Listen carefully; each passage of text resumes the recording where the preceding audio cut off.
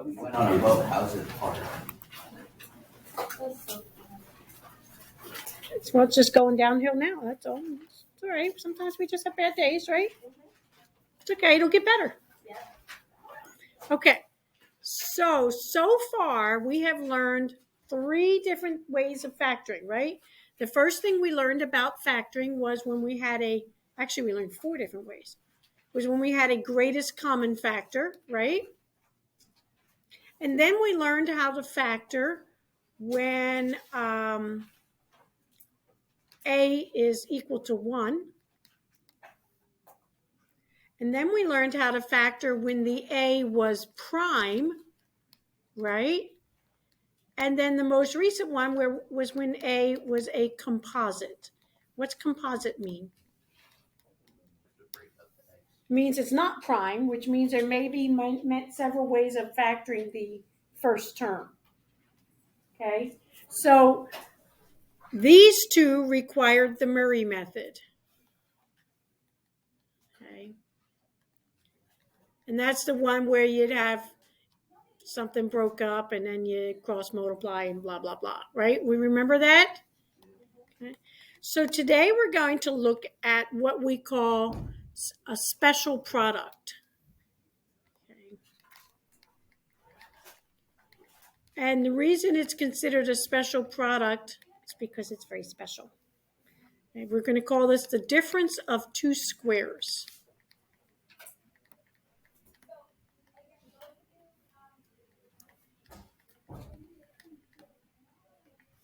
Okay. So here's an example. Let's say that I have x squared minus 9. Now, the first thing you should notice is that looks different, doesn't it? Why does it look different? There's no x, there's no middle term, right? Normally, we would have something like x squared plus 6x minus 9, right? But we don't have this middle part. So that middle part's missing. And notice, right, we've got x squared, the regular x is missing. The other thing that makes this special is that these are both what we call perfect squares, which means I can take the square root of both of those. What's the square root of 9? Okay, what's the square root of x squared? X, yes, x. Okay, so because that's a perfect square, is everybody paying attention?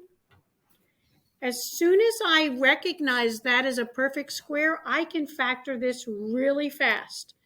I've got 2 sets of parentheses. I take the square root of x squared, which is what? X. And the square root of 9, which is 3. I put a plus in one parenthesis and a minus in the other parenthesis, and we're done. It's so quick and easy.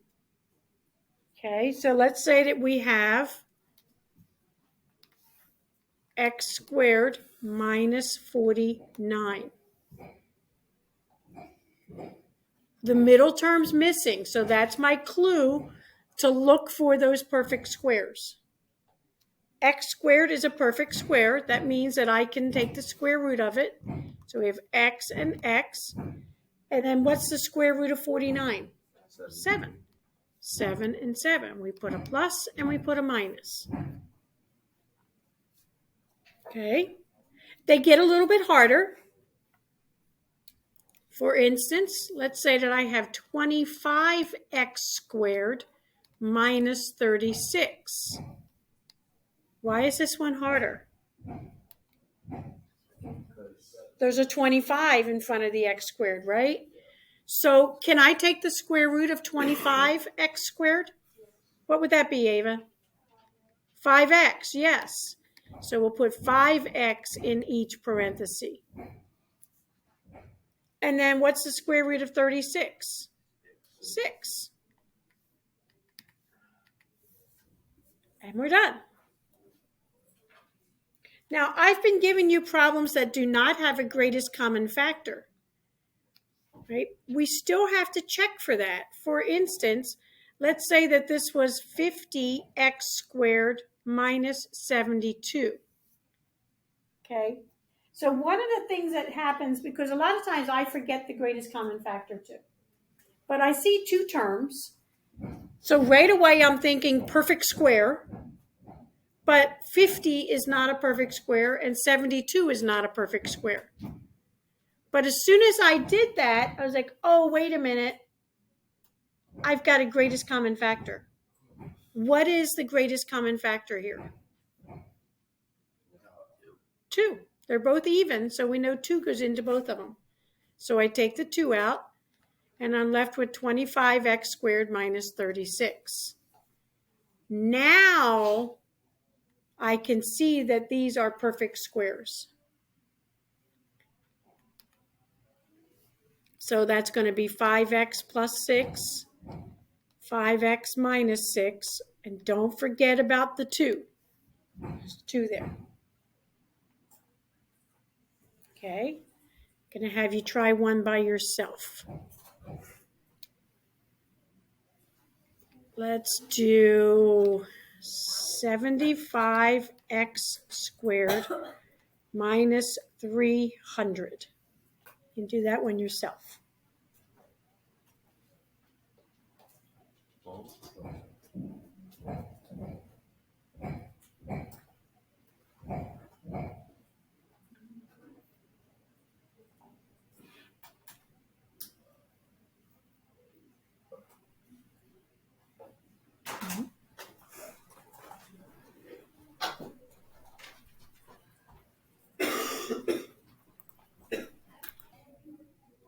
Anybody get it?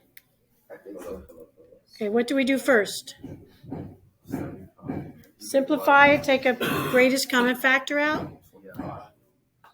25 goes into both? Yeah, yes it does. I got 15. I got 3. I got 15. I think it is 1. Yeah, 25, right. Well, let me take a 3 out and see what happens.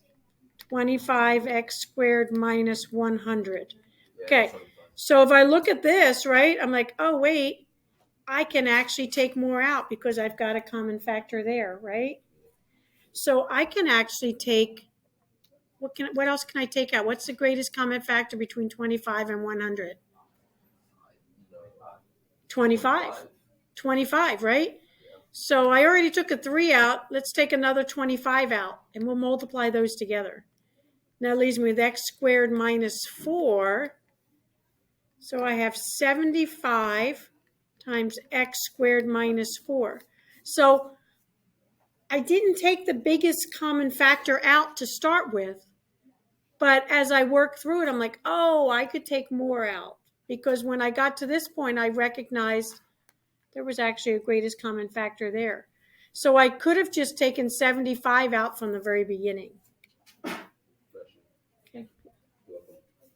Okay, then what? Yeah. X plus 2, x minus 2. And we're done. Okay. Okay, I have a worksheet for you to do. Practicing the difference of two squares. This should not take you long at all.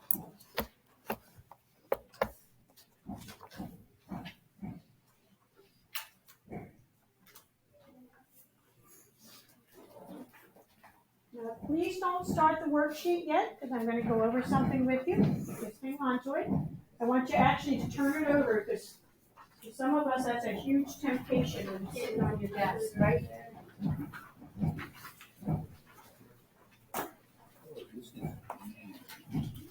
Okay. Turn it over. I don't want you to start it yet.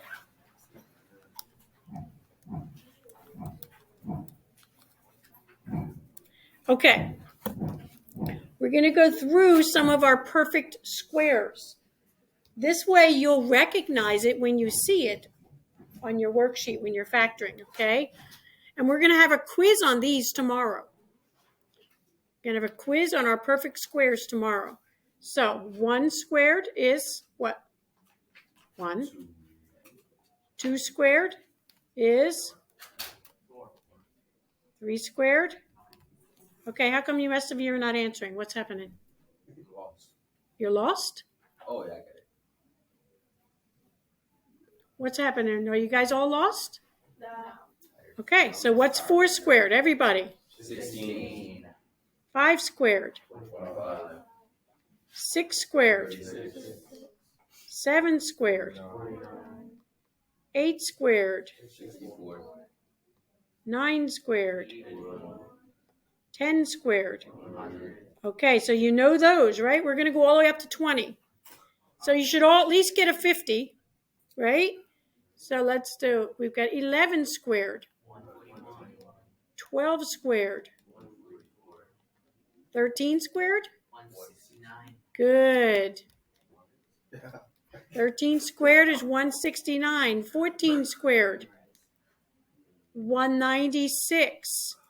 15 squared, 225. 16 squared, 256. 17 squared, who's got that? Got a single person. How about this? 289. 18 squared, 324. 19 squared, 361. 20 squared, 400.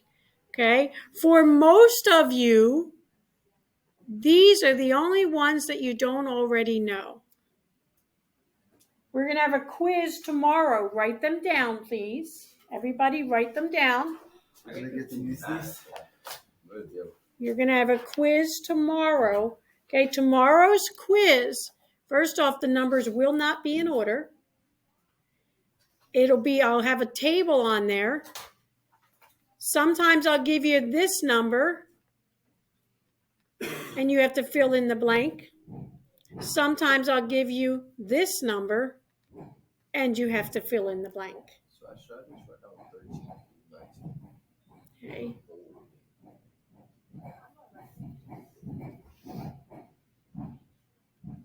So you'll have to fill in the blank. You have to know these.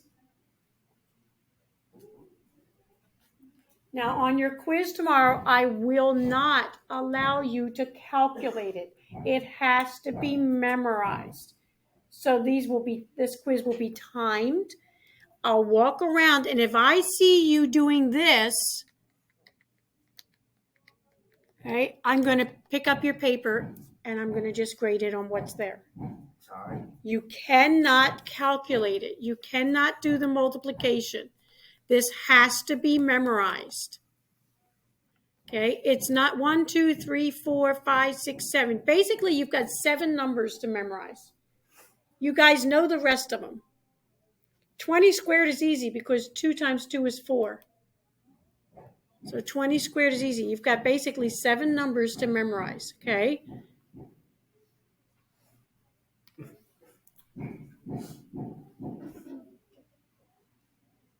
So this should be a nice 100 on a quiz grade. Okay. They will not be in order.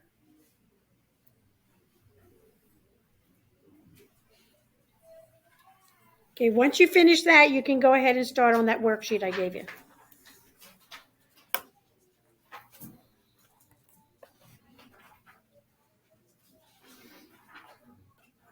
When's our quiz? Tomorrow, yes.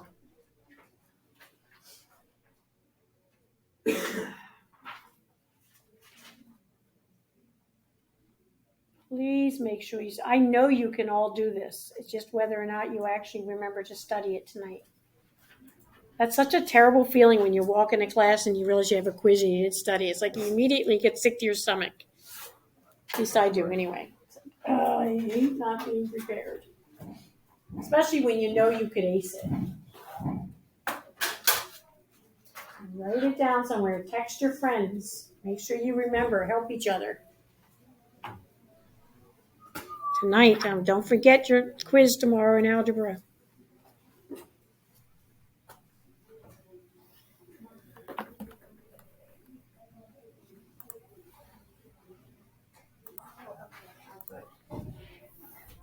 Okay, so number 1, what you get? Are they perfect squares? Yes, so the square root of 25 is 5. So 5x, square root of 9 is 3. So we get 5x plus 3, 5x minus 3. Okay? Tony, what'd you get for number 2?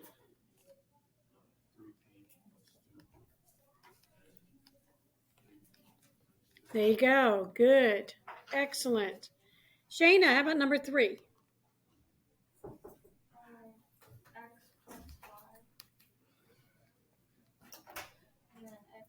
Very good.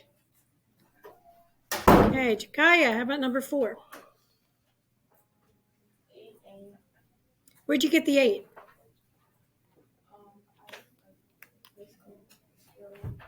Square root, right? So what's the square root of 16?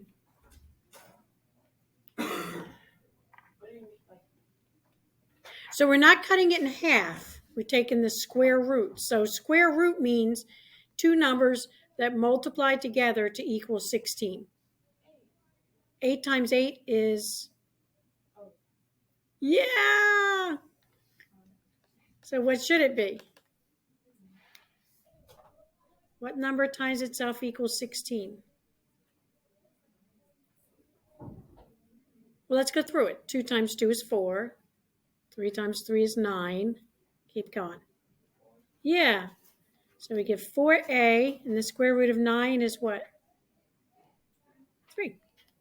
4a plus 3, 4a minus 3. Okay?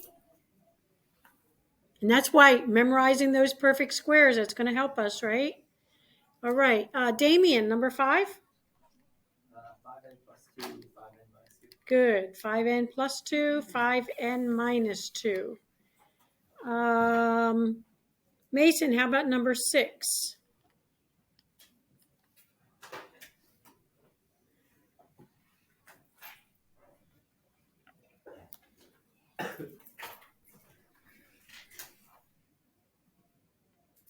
Ava, can you do number 6? N plus 3 and minus 3. Good. Okay, Tori, can you talk me through number 7? I pulled out a 2. Yes. See, this is the first one that we have to pull out anything, right? And we're left with 4b to the second minus 1. good. Okay. And then what? And then I dropped down the 2. And then I put 2b in both parentheses. And then plus 1 and minus 1. Absolutely perfect. Good job. Good job. Okay. You just left it like this? Yeah. That's wrong. Yep. Tied. It's incomplete. Right? After we take out the greatest common factor, we always try to factor more if possible. Okay, Jonah, how about number 8? 2, and in parentheses, 1b minus 2. Okay, you jumped right ahead. Let me do steps, right? So we end up with b squared minus 4. Okay, so go ahead. 1b minus 2, and then 1b plus 2. Good. Excellent. Okay, and it doesn't matter if I have the plus 2 first and the minus 2 second. It doesn't matter. Okay. Number 9, I'm going to take a 3 out, and that leaves me with x squared minus 1. So this one's kind of weird, right? The square root of x squared is x. The square root of 1 is 1. Okay. All right, last one, Brooke.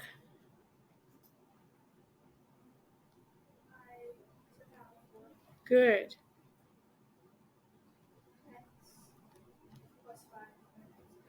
Okay, so when you take out the 4, it leaves you with the x squared minus 25. So this will factor x plus 5, x minus 5. Okay? All right. So I think probably the biggest challenge with these problems is your number facts. You need to know your square roots. Yes, Jakaya.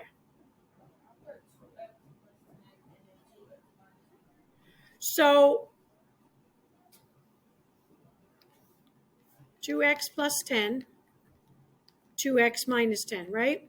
So that's a great start, but if you look at that, right, these still have a greatest common factor because 2 goes into both of those. So I could take a 2 out, and it would leave me with x plus 5. And on this one, I could also take a 2 out, and it would leave me with x minus 5. So these are all being multiplied together, right? 2 times 2, there's my 4 right there. So you could start that way, but it definitely makes it harder, right? It's always going to be easier to take your greatest common factor out first. Okay? So this would get you a partial credit, but not fully, because it's not fully factored, right? Okay, I have a worksheet where we've got all the different factoring combined that I'm going to give you. You're going to work on this now and then finish it for homework. Okay, we've got kind of a weird week coming up. We're going to have our quiz tomorrow. Friday, we will have a test on factoring. So all the factoring that we've learned. Okay, tomorrow we will also have another review. Okay, please listen. Right? I will not be here Friday, Monday, or Tuesday because I'm going to my son's wedding. Okay, he's in North Carolina. So Friday you'll have a test. I will not be here. Monday and Tuesday we will start something new. It is not free time. Ava, yes. Well, then you'll take it as a makeup Monday when you come back, even though it'll be a sub. I'll leave a note for her. Okay. Okay. Ava, if you could please remind me, or maybe send me an email, that'll help, that you won't be here, and that way I can let the sub know that you'll be taking your makeup on Monday. Do not plan to take the makeup during flex period on Tuesday. Okay? Chances are there will not be a flex period for me. Okay?